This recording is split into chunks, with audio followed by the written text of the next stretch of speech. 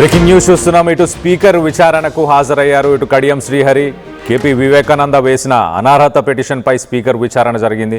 So Kadiyam శ్రీహరిని cross examine చేశారు వివేకానందకు సంబంధించిన అడ్వకేట్స్. ఇప్పటికే పార్టీ మారిన 8 మంది ఎమ్మెల్యేలకు స్పీకర్ క్లీన్ చిట్ ఇచ్చారు. ఇటు కడియం శ్రీహరి అలాగే దానం నాగేందర్ నిర్ణయం పైన కొంత సస్పెన్స్ అయితే నెలకొనుంది. మరి ఎలాంటి జడ్జిమెంట్ ఇవ్వబోతున్నారు? ఈ విచారణలో కడియం చెప్పినవన్నీ ఇటు అబద్ధాలంటూ వివేకానంద ఫైర్ అయ్యారు. ఇటు స్పీకర్ ముందు కడియం వింత వాదన చేస్తున్నాడు. ఇటు కాంగ్రెస్లో చేరినట్టు వచ్చిన వీడియోలు అలాగే ఫోటోలు ఇవన్నీ కూడా ఏఐ ఆర్టిఫిషియల్ ఇంటెలిజెన్స్తో క్రియేట్ చేసిన ఫొటోస్ అలాగే వీడియోస్ అంటున్నాడు. ఇటు బీఆర్ఎస్లోనే ఉన్నానంటూ సిగ్గు లేకుండా పచ్చి అబద్ధాలు చెప్తున్నాడు అంటూ ఇటు వివేకానంద అయితే మొత్తానికైతే కామెంట్ చేశారు. ఇటు పార్టీ మారినట్టు వచ్చిన కథనాలన్నీ తప్పుడు కథనాలే అంటున్నాడు. మొత్తానికైతే ఇలాంటి ఒక వింత వాదన అయితే ఇటు కడియం శ్రీహరి చేస్తున్నాడు అంటూ ఇటు వివేకానంద చెప్పుకొచ్చే ప్రయత్నం చేశారు. దీనికి సంబంధించి మరింత అప్డేట్ తీసుకునే ప్రయత్నం చేద్దాం.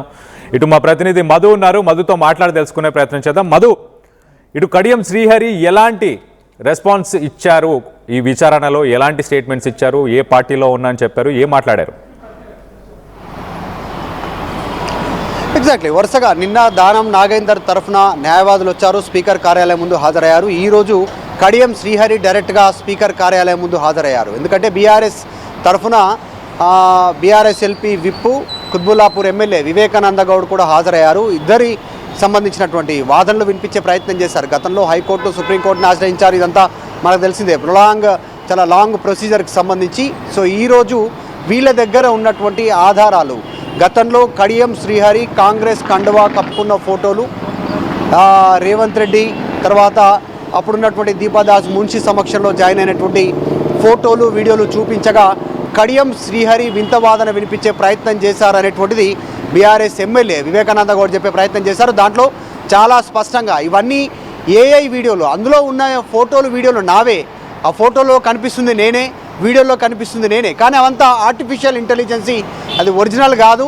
కాంగ్రెస్లో జాయిన్ అయ్యాను అనేటువంటి ఒక అపోహలో బీఆర్ఎస్ పార్టీ నాయకులు పడిపోయారు. అందులో భాగంగానే నాపైన పిటిషన్ వేశారు కోర్టుల్లో, స్పీకర్ ముందు ఈ రకమైనటువంటి వాదనలు చేస్తూ ఉన్నారు అనేటువంటిది కడియం శ్రీహరి వింత వాదన చేస్తున్నాడు అనేటువంటిది వివేకానంద గౌడ్ చెప్పే ప్రయత్నం చేశారు. అంటే ఇన్ని రోజులు కాంగ్రెస్ పార్టీ నాయకులను, రాహుల్ గాంధీని కానీ దీపాదాస్ మున్షిని కానీ గతంలో నాయకుల్ని కలిసినటువంటి ఫోటోలు వీడియోలన్నీ కూడా ఆర్టిఫిషియలీ ఇంటెలిజెన్సీ, ఇదంతా కూడా ఏఐ ఫోటోలు వీడియోలు అనేటువంటిది కడియం ఒక వింత వాదన చేస్తూ ఉన్నాడు అనేటువంటి స్టేట్మెంట్ వివేకానంద గౌడ్ చేశారు. దాంతోపాటు ఇంకా కొన్ని కీలకమైనటువంటి వ్యాఖ్యలు స్పీకర్ ముందు చేశారు కడియం శ్రీహరి అంటూ కూడా వివేకానంద గౌడ్ చేస్తూ ఉన్నారు. బయటనేమో కేసీఆర్ని, బీఆర్ఎస్ పార్టీని పెద్ద ఎత్తున విమర్శలు చేస్తూ బహిరంగంగా, ఇప్పుడు మాత్రం స్పీకర్ కార్యాలయం ముందు, స్పీకర్ ముందు మాత్రం నేను బీఆర్ఎస్లోనే ఉన్నాను అనేటువంటి స్టేట్మెంట్ చేస్తూ ఉన్నారు. సిగ్గు లేకుండా అనేటువంటి స్టేట్మెంట్ని వివేకానంద గౌడ్ చేశారు. సో వీటన్నిటికి సంబంధించి ఏం చేయాలో దీనికి సంబంధించి ఫర్దర్గా పార్టీ ఆలోచించేటువంటి అవకాశం ఉందని చెప్తూనే, గతంలో పార్టీ మారినట్టు వచ్చినటువంటి వార్తా కథనాలు కూడా తప్పుడు కథనాలే అవన్నీ అనేటువంటిది కడియం శ్రీహరి స్పీకర్ ముందు చెప్తా ఉన్నారు. మరి స్పీకర్ ఎట్లాంటి నిర్ణయం తీసుకుంటారు అనేటువంటిది ఇప్పుడు ఒక చర్చ కొనసాగుతుంది. గతంలోనే ఆల్రెడీ పార్టీ ఫిరాయింపుకు సంబంధించి మొత్తం 10 మంది ఆరోపణలు వచ్చినటువంటి వాళ్ళు 8 మందికి స్పీకర్ కార్యాలయం క్లీన్ చిట్ ఇచ్చింది. దాంట్లో గూడెం మైపాల్ రెడ్డి కావచ్చు, తర్వాత ప్రకాష్ గౌడ్, సంజయ్, ఇలా పార్టీ మారిన తెల్లం వెంకట్రావు, పార్టీ మారిన ఎమ్మెల్యేలందరి విషయంలో పోచారం శ్రీనివాస్ రెడ్డి, వీళ్ళందరి విషయంలో క్లారిటీ ఇస్తూ వాళ్ళు టెక్నికల్గా బీఆర్ఎస్ పార్టీ ఎమ్మెల్యేలు అంటూ గుర్తిస్తూ నిర్ణయం తీసుకుంది. పెండింగ్ ఉన్న దాంట్లో దానం, కడియం. సో కడియం సంబంధించిన విషయంలో ఈరోజు ఏ నిర్ణయం తీసుకొని ఉన్నారు స్పీకర్ అనేటువంటి చర్చ ఒకవైపు కొనసాగుతుండగానే, నేను బీఆర్ఎస్లోనే ఉన్నాను అని చెప్పినటువంటి స్టేట్మెంట్ ప్రస్తుతం వైరల్ అవుతూ ఉంది. ఆయన చేసినటువంటి స్టేట్మెంట్ ఏదైతే స్పీకర్ ముందు చేశారనేటువంటిది వివేకానంద గౌడ్ చెప్పడంతో, సో దానం నాగేందర్కి సంబంధించి మార్చిలో క్లారిటీ రానుంది. మార్చి 2-3 లోపల దీనిపైన ఒక క్లారిటీ వచ్చే అవకాశం ఉంది. ఆయన హాజరు కాలేదు వ్యక్తిగతంగా.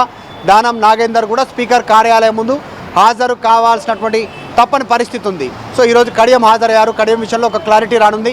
ఆయన మరి డైరెక్ట్గా స్పీకర్ ముందే నేను బీఆర్ఎస్లోనే ఉన్నానని చెప్తా ఉన్నారు కాబట్టి ఆయన పైన కూడా బీఆర్ఎస్ టెక్నికల్గా ఆయన బీఆర్ఎస్ ఎమ్మెల్యే అనేటువంటి స్పీకర్ నిర్ణయం తీసుకునే అవకాశం ఉంది అనేటువంటిది బీఆర్ఎస్ పార్టీ నాయకులు స్పష్టంగా చెప్తా ఉన్నారు. సో ఇది ఈరోజు జరిగినటువంటి క్రాస్ ఎగ్జామినేషన్లో ఒకవైపు పార్టీ మారారు అనేటువంటి ఆధారాలను స్పీకర్ కార్యాలయం ముందు BRS party MLA Vivekananda Goud ఆయన ఆధారాలు సమర్పిస్తే అవన్నీ ఏఐ ఫోటోలు ఏఐ వీడియోలు అంటూ కడియం శ్రీహరి చెప్పడం అనేటువంటిది కాస్త ఆశ్చర్యానికి గురి చేస్తూ ఉందంటూ బీఆర్ఎస్ ఎమ్మెల్యే వివేకానంద గౌడ్ చెప్తా ఉన్నారు. దీనిపైన లీగల్గా ప్రజాక్షేత్రంలో న్యాయ పోరాటంలో ఫ్యూచర్లో మరింత పార్టీ ముందుకు పోతుంది అనేటువంటి స్టేట్మెంట్ చేస్తాడు. ఇవన్నీ పక్కన పెడితే అసలైన పార్టీ మారారు అనేటువంటి ఒక అపోహలో బీఆర్ఎస్ పార్టీ ఉంది అనేటువంటి వ్యాఖ్యలను స్పీకర్ ముందే కడియం శ్రీహరి చేయడం అనేటువంటిది హాస్యాస్పదంగా ఉంది, ప్రజాస్వామ్యాన్ని కూని చేసే విధంగా ఉంది అనేటువంటిది వివేకానంద గౌడ్ ఆయన మాట్లాడేటువంటి ప్రయత్నం చేశారు.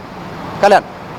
Right Madhu, thanks for the latest update. So మొత్తం మీద మనం కింద కనిపిస్తున్న విజువల్లో చూస్తున్నాము, ఇటు కడియం శ్రీహరి అటెండ్ అవ్వడానికి, తను ఇటు విచారణకు అటెండ్ అవ్వడానికి వెళ్తున్న ఆ విజువల్స్ని కూడా చూస్తున్నాం. సో మొత్తం మీద ఇటు విచారణలో తను ఇంకా బీఆర్ఎస్లోనే ఉన్నానంటూ చెప్పుకొచ్చే ప్రయత్నం చేస్తున్నారు. ఇటు ఎమ్మెల్యే వివేకానంద గౌడ్ ఆయన ప్రొవైడ్ చేసిన ప్రూఫ్లు, ఇటు ఫోటోలు కానీ వీడియోలు కానీ ఇవన్నిట్లో కూడా కనిపించేది నేనే, కానీ అవన్నీ ఆర్టిఫిషియల్ ఇంటెలిజెన్స్ ద్వారా అవన్నిటిని క్రియేట్ చేశారు, అది నేను కాదు, ఇంకా నేను బీఆర్ఎస్లోనే కొనసాగుతున్నాను అంటూ ఇటు సెన్సేషనల్ కామెంట్స్ అని చెప్పొచ్చు. ఒక రకంగా ఆర్టిఫిషియల్ ఇంటెలిజెన్స్ వాడి నా పైన ఆరోపణ చేస్తున్నారు, అవన్నీ నిజం కాదు అంటూ చెప్పుకొస్తున్నాడు.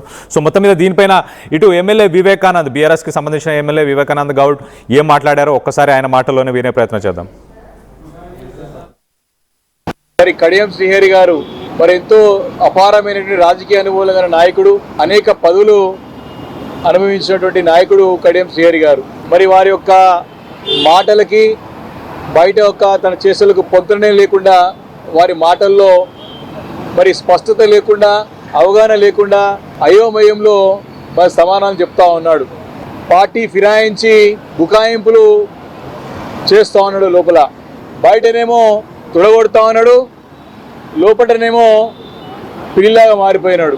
అడ్వకేట్ అడిగే సమాధానానికి మరి చాలా మటుకు నాకు గుర్తు లేదు, మరి వయసు పైరబడ్డది కాబట్టి మతిమరుపేమో ఎక్కువైపోయిందేమో అని చెప్పి మరి అర్థమవుతా ఉన్నది. మరి చాలా స్పష్టంగా ఈ పైన 2 సంవత్సరాల నుంచి కూడా మరి పార్టీ ఫిరాయించరని చెప్పేసి పేపర్లలో, అనేక ప్రముఖ ఛానళ్ళలో, సోషల్ మీడియాలో ప్రసారం అవుతా ఉన్నదని చెప్తే మరి వారికి ఏమని సమాధానం చెప్తా ఉన్నాడంటే అవన్నీ వాస్తవాలు కాదు కాబట్టి నేను వాటిపైన స్పందించలేనని చెప్తా ఉన్నాడు. మరి మీ పైన పార్టీ ఫిరాయించరు కాబట్టి అనర్హత పిటిషన్ పడ్డది మీ పైన, దానిపైన మీ సమాధానం ఏంటంటే వారు బీఆర్ఎస్ పార్టీ వాళ్ళు నేను పార్టీ మారినా అని చెప్పి అపోహలో ఉన్నారు కాబట్టి కేసు వేసారని చెప్పి సమాధానం చెప్తా ఉన్నారు కడియం శ్రీహరి గారు. అంటే కడియం శ్రీహరి యొక్క నిజ స్వరూపం ఈరోజు బయటపడ్డది.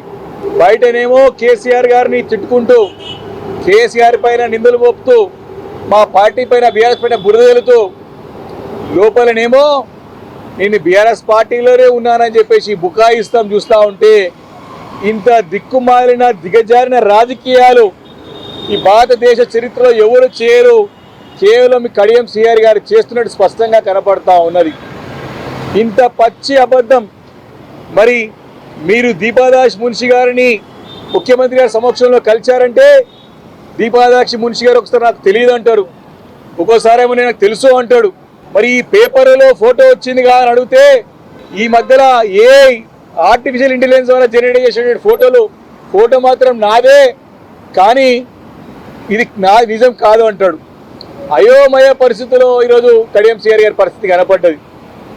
ఇంత అనుభవం గడించిన నాయకుడికి ఇంత దిగజారి పరిస్థితి తీసుకొచ్చుకున్నాడు, తనకు తాను